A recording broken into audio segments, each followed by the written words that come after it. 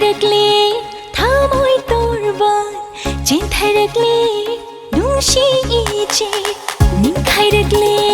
thamoi torban JEETENKUMAR nungsi iche ichang thokle pukning ipa ireole wakhal nongde ichang thokle pukning ipa ireole wakhal nongde Lepli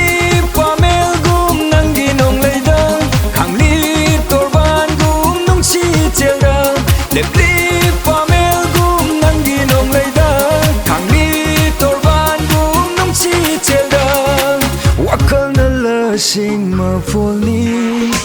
Bukning na lay chiang ma paini Wakal na lasing ma folni Bukning na lay chiang ma paini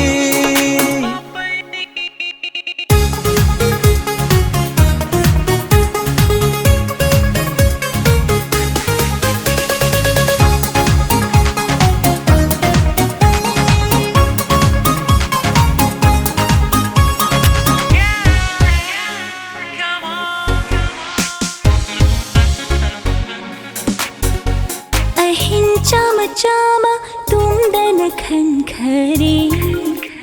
wari pleasing lishing hena lokhare ahin chama chama tumdana khankhare wari pleasing lishing hena lokhare na khai singli aidi nangbo nung sire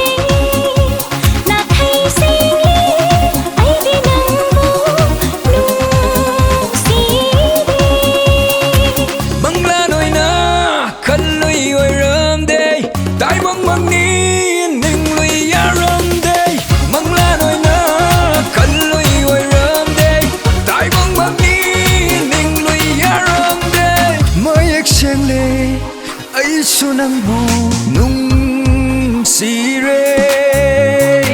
Mayak sang le ay sunang bu nung sire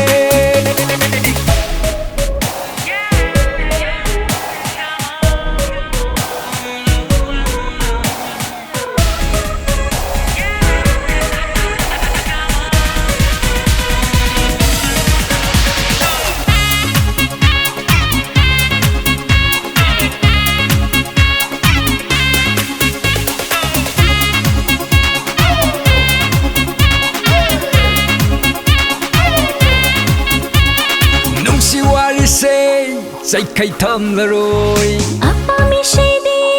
lối banai ra rồi oh nung si wa đi say khai thầm là rồi apa mi shei đi